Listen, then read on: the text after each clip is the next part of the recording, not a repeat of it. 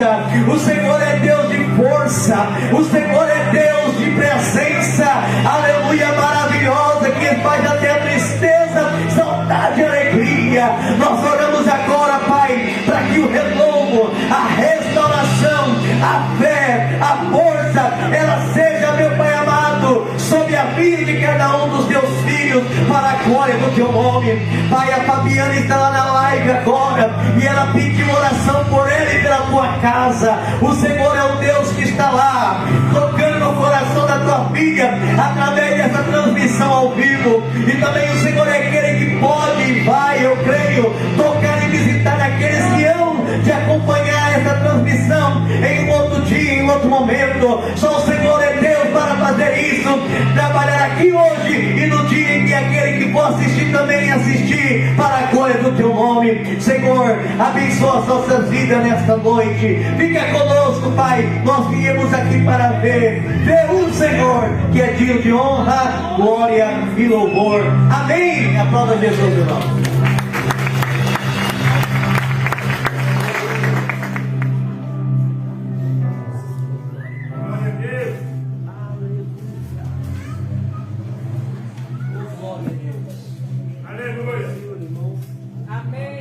A paz do Senhor, igreja. Amém. Uma noite muito agradável para estarmos diante do Senhor, e que eu muito me alegro e pela segunda vez estar aqui nessa casa, juntamente com os irmãos, para adorar a Deus.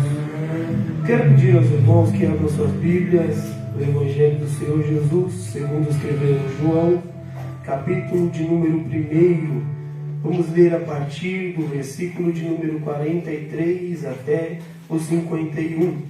João, capítulo 1, a partir do versículo 43 até o 51. Quero agradecer a Deus por essa oportunidade.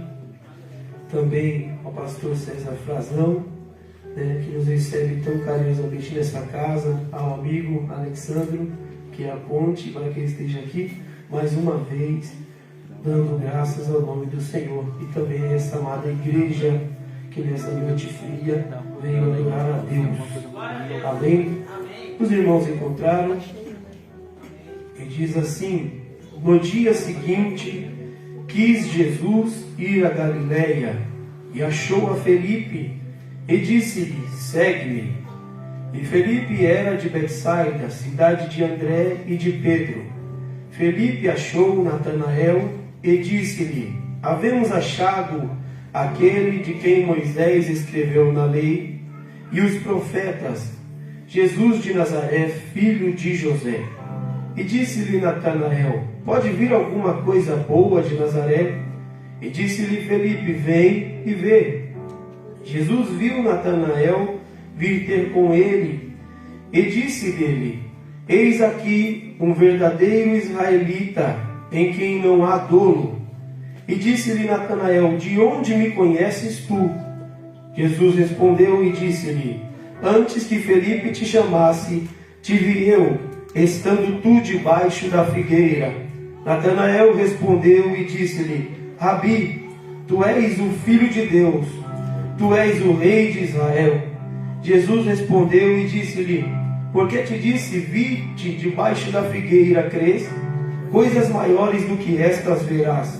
E disse-lhe: na verdade vos digo, que daqui em diante vereis o céu aberto, e os anjos de Deus subindo e descendo sobre o Filho do Homem. Aleluia. Amém.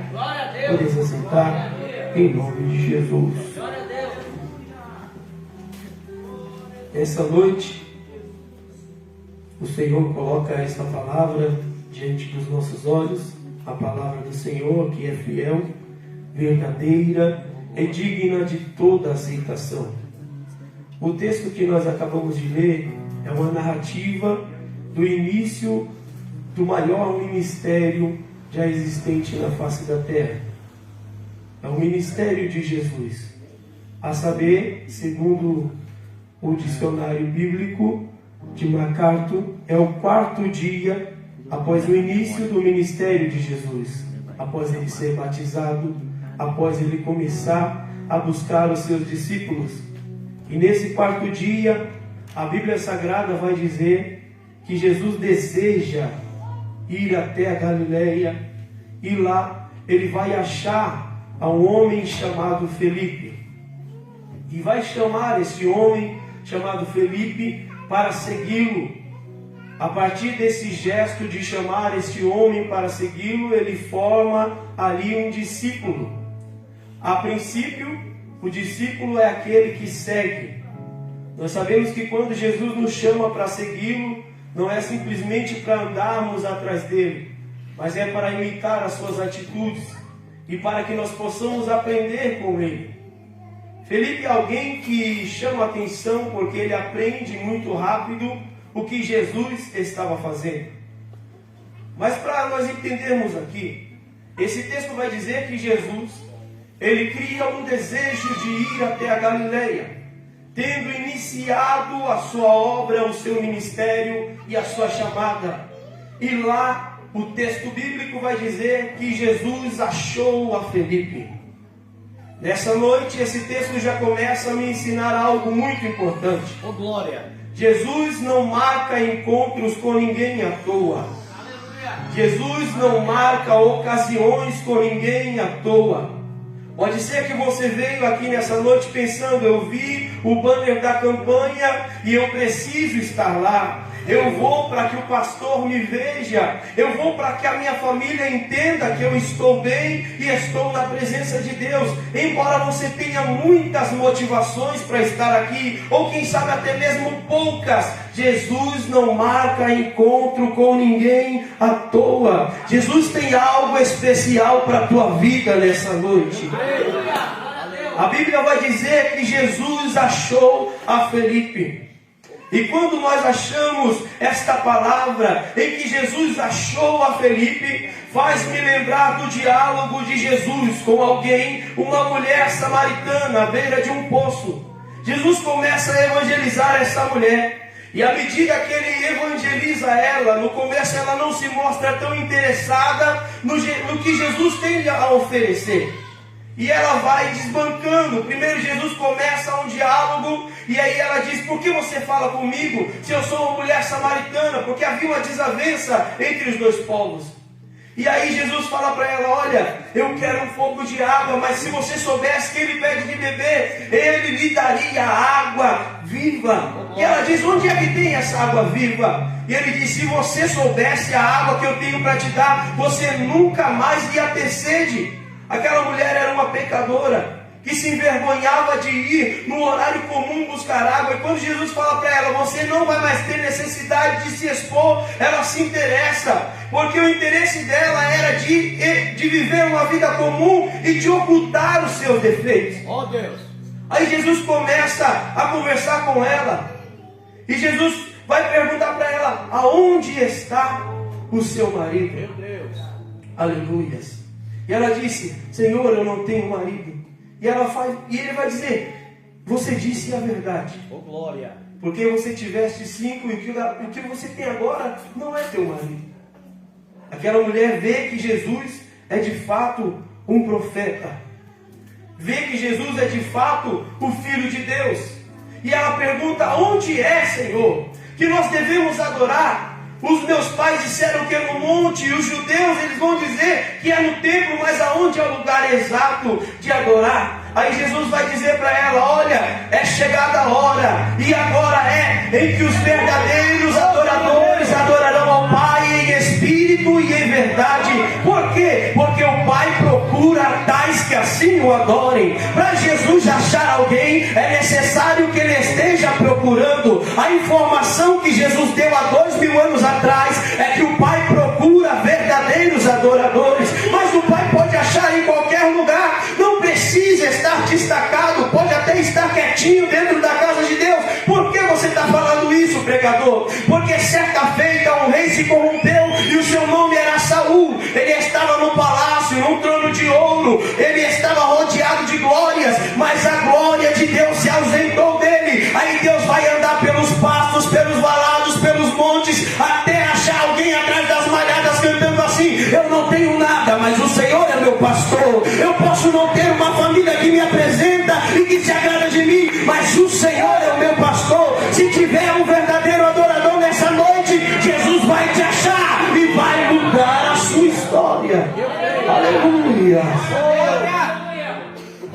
Quando Jesus acha Felipe, Glória a Deus. Felipe tem a sua vida transformada por apenas um chamado. Oh, glória. Eu aprendo aqui uma coisa muito interessante sobre a jornada do Evangelho. Às vezes, nós recebemos uma promessa no começo.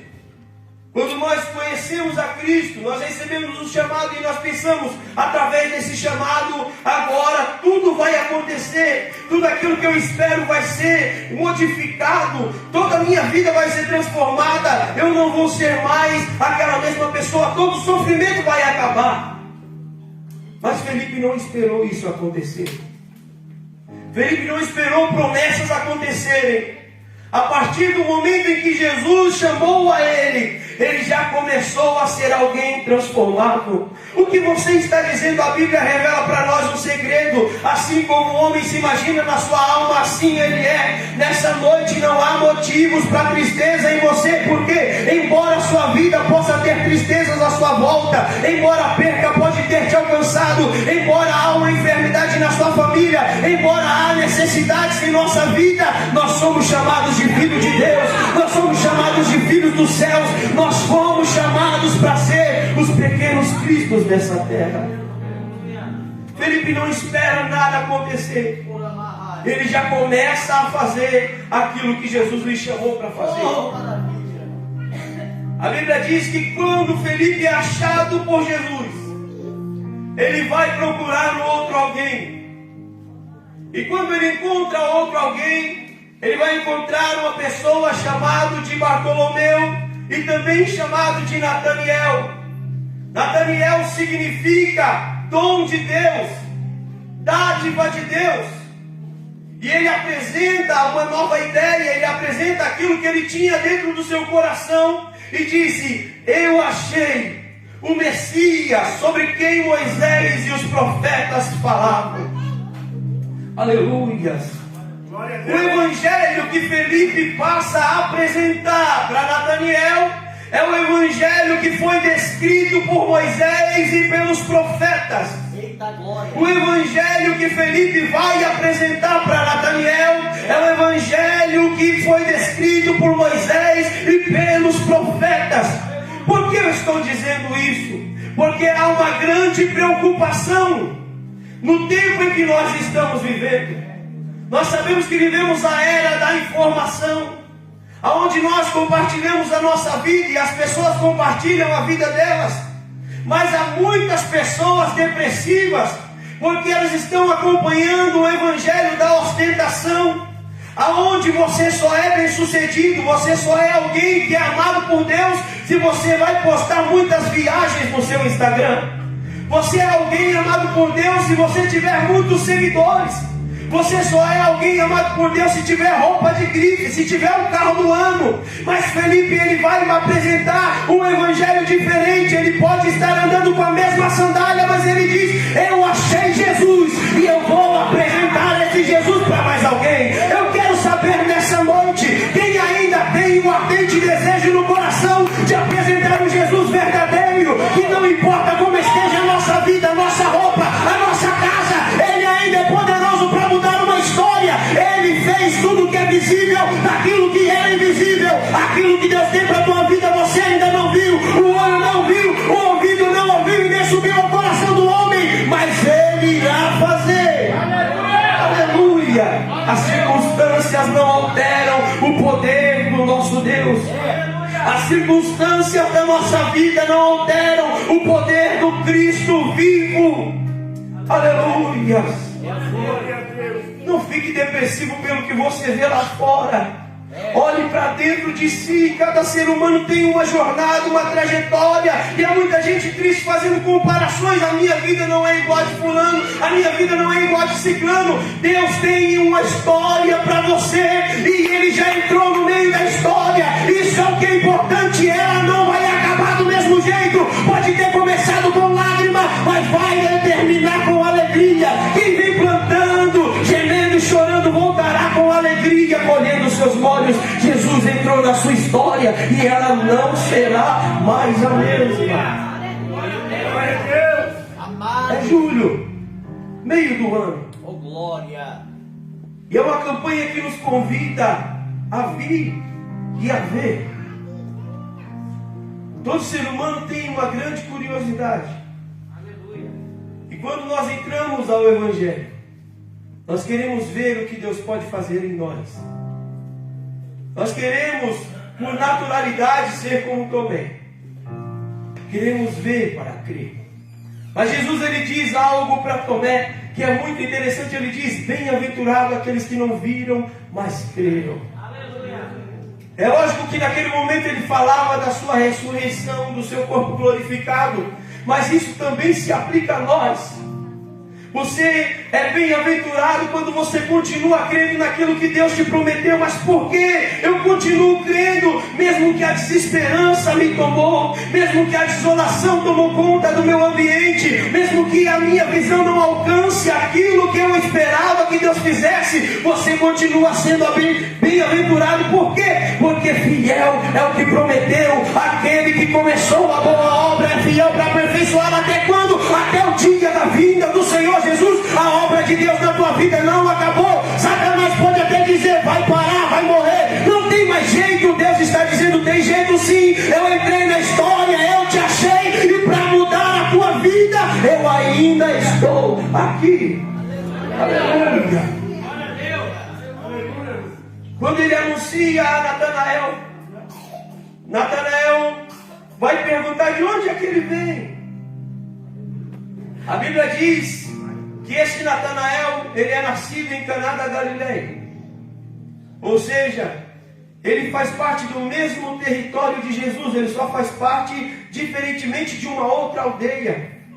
Mas quando ele ouve que o Messias era alguém simples, filho de um carpinteiro, filho de uma Maria, vindo de Nazaré, das periferias da Galileia, ele vai dizer: e pode vir alguma coisa boa de Nazaré? Quantas vezes a nossa expectativa em Deus é tão pequena? Quantas vezes a nossa expectativa em Deus parece ser tão pequena? Porque nós estamos olhando para o ambiente de onde vem a promessa. Nós estamos olhando para as circunstâncias que nós estamos vivendo. Nós estamos olhando para o ambiente de agora e não estamos enxergando que quem nos fez a promessa é maior que o ambiente, é maior do que o lugar. Ele pode transformar os ambientes. Como confirmar isso?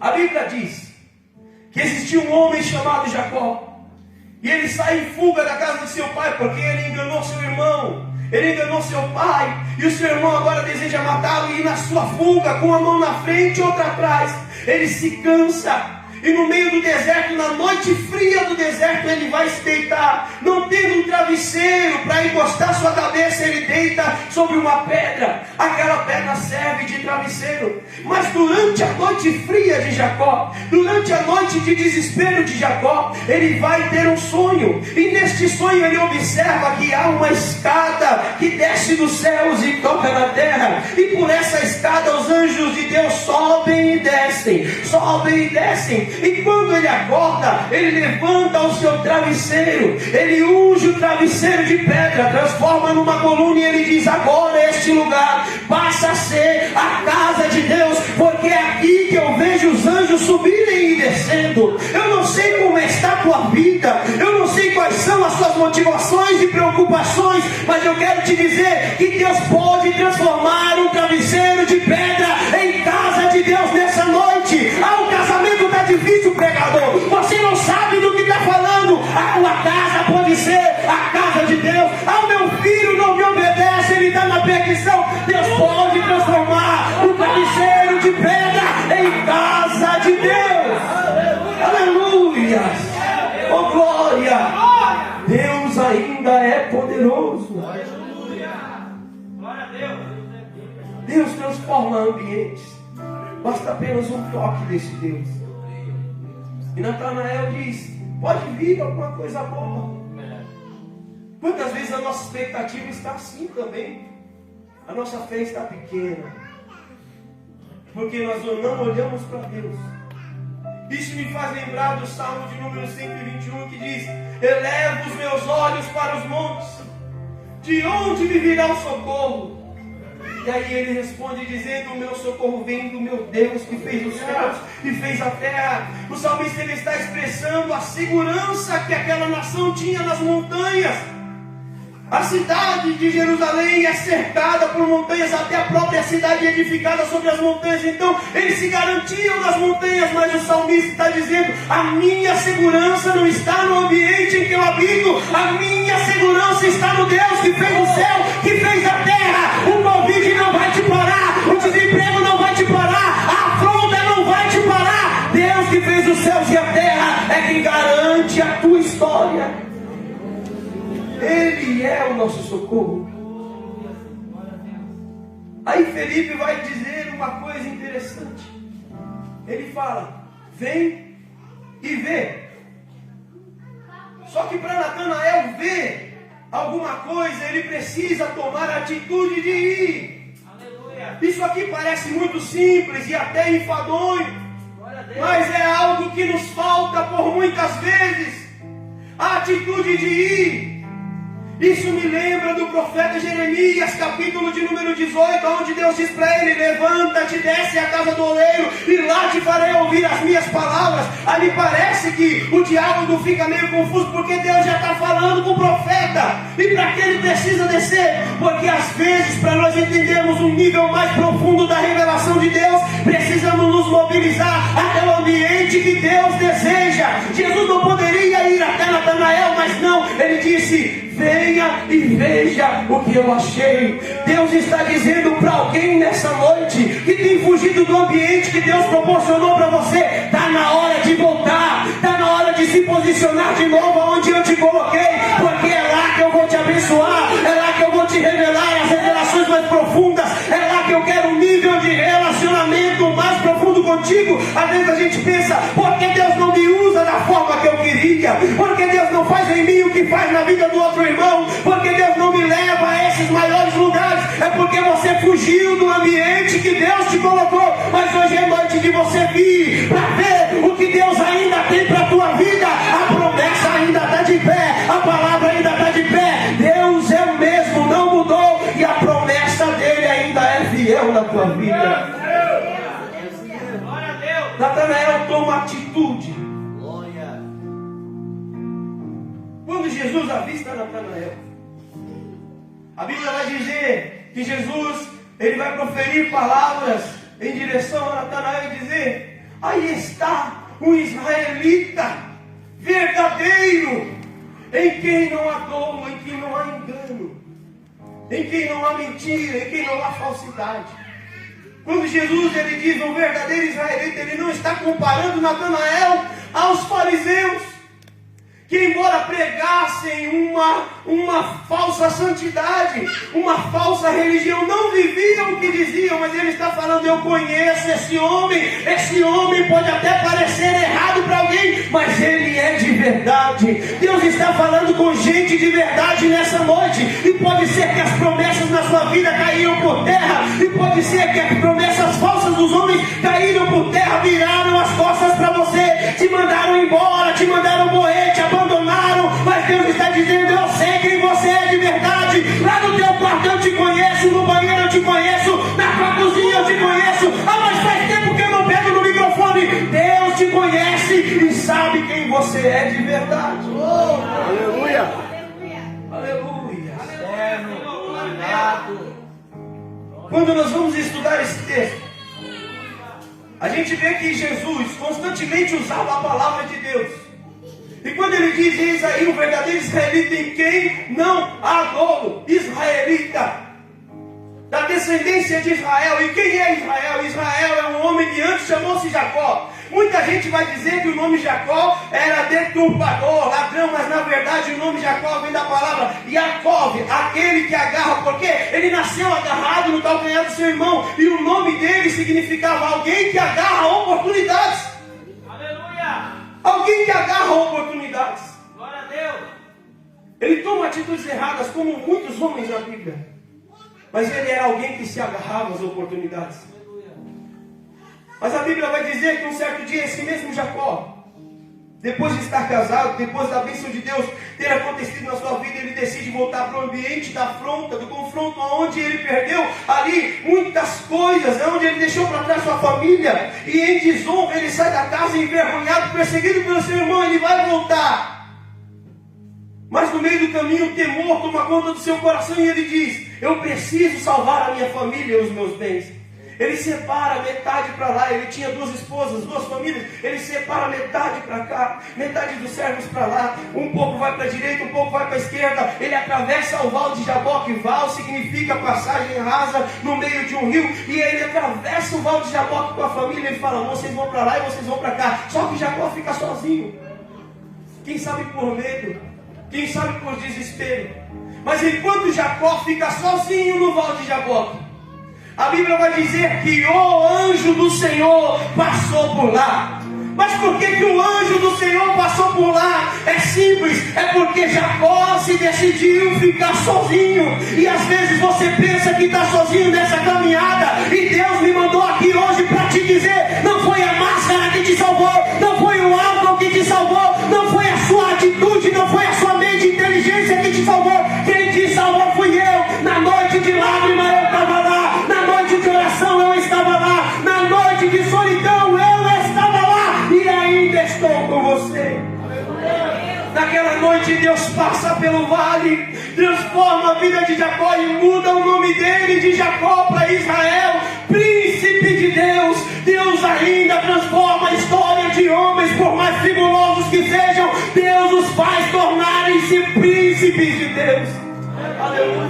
Glória a Deus, aleluia. Oh, glória. Jesus está comparando Natanael com Jacó. E ele está dizendo: ao contrário do que pensavam de Jacó, eu sei quem você é de verdade. Você não é um aproveitador. Você é alguém que espera a certeza para se agarrar. E quando Natanael se aproxima de Jesus, ele logo pergunta: mas de onde é que você me conhece? Aí Jesus vai dizer: antes que alguém te chamar, eu já te vi debaixo da figueira. Há muitas especulações acerca dessa fala de Jesus. Alguns vão dizer que é porque debaixo da figueira era o lugar onde se estudava e se meditava na palavra de Deus. E alguns historiadores, dividindo essa ideia, vão dizer que por causa da perseguição no ano 1º da era cristã, na matança das crianças, a mãe de Natanael decide escondê-lo debaixo da frondosa árvore chamada figueira. Coloca a folhagem sobre ele e de longe fica orando a Deus: Deus, livra o meu menino. Eu prefiro ficar com essa segunda ideia, não tenho certeza, porque a Bíblia não diz. A verdade é, Jesus sabia da história de alguém. Nessa noite eu vim aqui para te dizer algo: Jesus conhece a tua história. Ah, mas essa história, pastor, é de vergonha. Eu pequei no passado, eu falhei no passado, mas eu quero te dizer algo que não importa hoje. Jesus te achou, Ele veio para te buscar e te dizer: eu te conheço, eu já te conhecia. Antes do ventre da tua mãe eu já sabia o teu nome, contei os cabelos da tua cabeça, e eu mesmo é quem te chamei para te dizer: eu te conheço, eu sei quem você é de verdade, eu conheço a tua história. Aleluia, Senhor, glória a Deus. Quando Jesus mostra que conhecia a história de Natanael, isso foi o suficiente para que ele reconhecesse Jesus. E logo ele vai dar 3 nomenclaturas a Jesus. Ele disse: Rabi, ou mestre, tu és o Filho de Deus, o Rei de Israel. Quando Natanael se sente conhecido de Jesus, ele reconhece quem Jesus era em sua vida. Todos vocês sabem que Jesus conhece a história de vocês. Todos vocês, assim como eu, sei para que Jesus me chamou. Mas às vezes nós nos esquecemos quem Jesus é para nós. Jesus, Ele é o nosso mestre. Jesus, Ele é o Filho de Deus. E Jesus é o nosso Rei. Nós estamos aqui representando um reino. E esse reino não é qualquer reino. Porque depois disso, quando ele vai dizer para Jesus: tu és Rabi, tu és o Filho de Deus e tu és o Rei de Israel, Jesus vai dizer para ele: por causa do que eu te disse, você crê? É por causa do que eu te disse que você crê? Ele se maravilhou com a resposta de Jesus. Mas depois Jesus vai dizer: por causa da tua fé, coisas maravilhosas você vai ver. E a parte mais importante que eu acho nesse texto é que Jesus disse para ele: e você vai ver os anjos de Deus subirem e descendo sobre o Filho do Homem.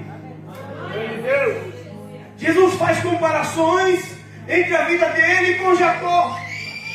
Jacó, na noite que ele tem a visão da escada que tocava os céus, os anjos que subiam e desciam, ele faz um pacto com Deus. E quem não sabe qual é esse pacto? Esse pacto é: Senhor, se o Senhor me proteger, se o Senhor me guardar, me der comida, me der vestes e me guardar na viagem que farei, eu lhe darei o dízimo de tudo e eu vou te adorar nesta casa que eu estou levantando aqui. Sabe o que acontece? Deus cumpriu a sua palavra. E quando Jesus está dizendo para a igreja naquele dia, Jesus estava dizendo: maior que a escada que Jacó viu sou eu vou te guardar, eu vou te proteger, a tua jornada vai ser segura até o fim, tu estás debaixo da minha mão e o diabo não vai te tocar. Pode até ser que alguém olhou para você e disse: a tua casa não tem esperança, as drogas vão dominar os teus filhos, a tua família está acabada, mas Jesus está dizendo: maior do que a escada que Jacó viu sou eu na tua vida. A cruz foi a ponte para te ligar ao céu.